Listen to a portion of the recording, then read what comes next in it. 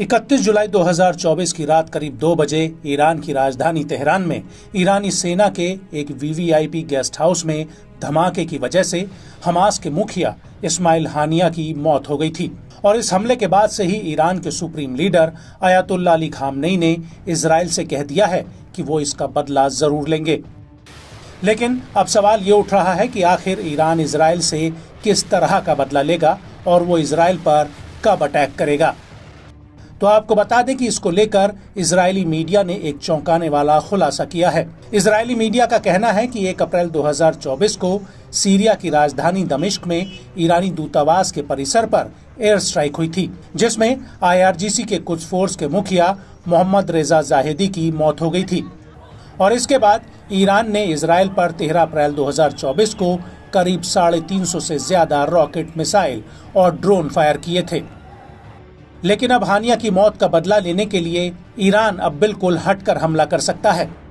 Israeli news agency McKeon को Israeli सूत्रों ने बताया कि ईरान इजराइल के सैन्य अड्डों पर बैलिस्टिक मिसाइल और विस्फोटक ड्रोन से हमला कर सकता है।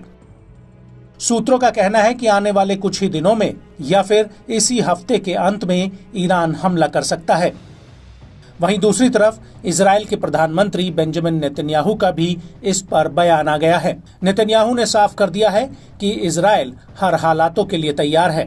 אין בהתקפה, אנחנו נגבה מחיר כבד מאוד על כל מעשה תוקפנות נגדנו מכל זירה שהיא. לאחר שחיסלנו שלשום את רמטכ"ל חיזבאללה מוחסן, वहीं दूसरी तरफ इजराइल पर मंडराते इस बड़े खतरे को देखते हुए अमेरिका एक बार फिर से उसकी ढाल बनकर सामने आया है।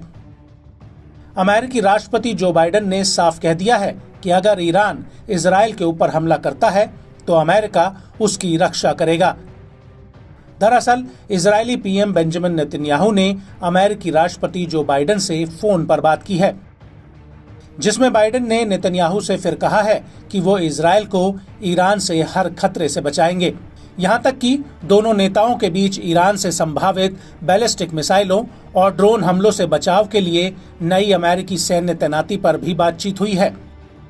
हालांकि बाइडेन ने यह भी कहा है कि इस्माइल हानिया की मौत से संघर्ष विराम की बातचीत में कोई मदद नहीं मिलने वाली।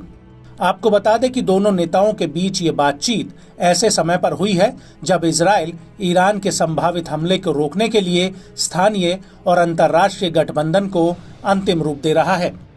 आपको बता दें कि 13 अप्रैल 2024 को जब ईरान ने इजराइल के ऊपर हूती हिजबुल्लाह के साथ मिलकर हमला किया था, उस वक्त भी अमेरिका इजराइल की ढाल बनकर खड़ा हुआ था। ईरान ने इजराइल के ऊपर करीब 350 से ज्यादा रॉकेट, ड्रोन और मिसाइलें दागी थीं, जिन्हें अमेरिका, ब्रिटेन और अन्य देशों ने हवा में ही मार गिराया था।